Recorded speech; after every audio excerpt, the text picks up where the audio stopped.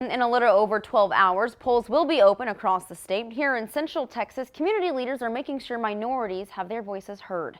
25 News reporter Joel Lopez is here live to tell us the efforts being taken leading up to Election Day. Joel?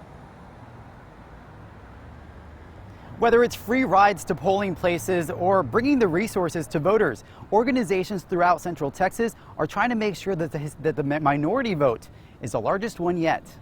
A record 9.7 million people hit the polls during early voting in the Lone Star State. To see the numbers actually there and to see people actually go out makes me feel really good. A momentum minority groups hope to continue on election night, as nearly 43% of registered voters in Texas have yet to cast their ballot. Early voting has been through the roof this political season, and so I think a big portion of that are Latinos. In McLennan County, an additional voting center was added in North Waco, as even more Hispanic voters are expected to turn up at the polls. I think people of color are realizing the power that we have, especially as Latinos, the power that we have in our vote, and so I think now is the time to really push to make sure that we're going to the voting polls. Minority groups eligible to vote are on the rise. According to research from the Pew Institute, a projected 32 million Hispanics are eligible to vote, compared with 30 million Black or African Americans and an estimated 11 million Asians, which adds up to about a third of all eligible voters. I think a lot of times Asian Americans don't voice the concerns that they have, but especially this year, they're galvanized, they're ready, they're charged,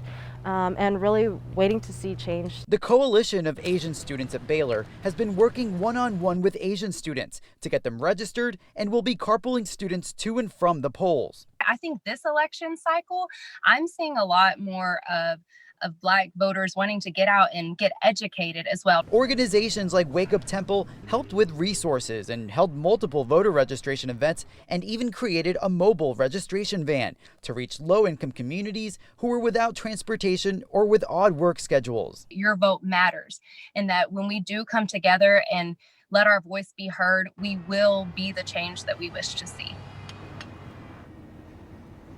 Now, there's no way to find out the exact demographics on people registered to vote, as the race and ethnicity is not asked when you register. Reporting live in Waco, Joel Lopez, 25 News.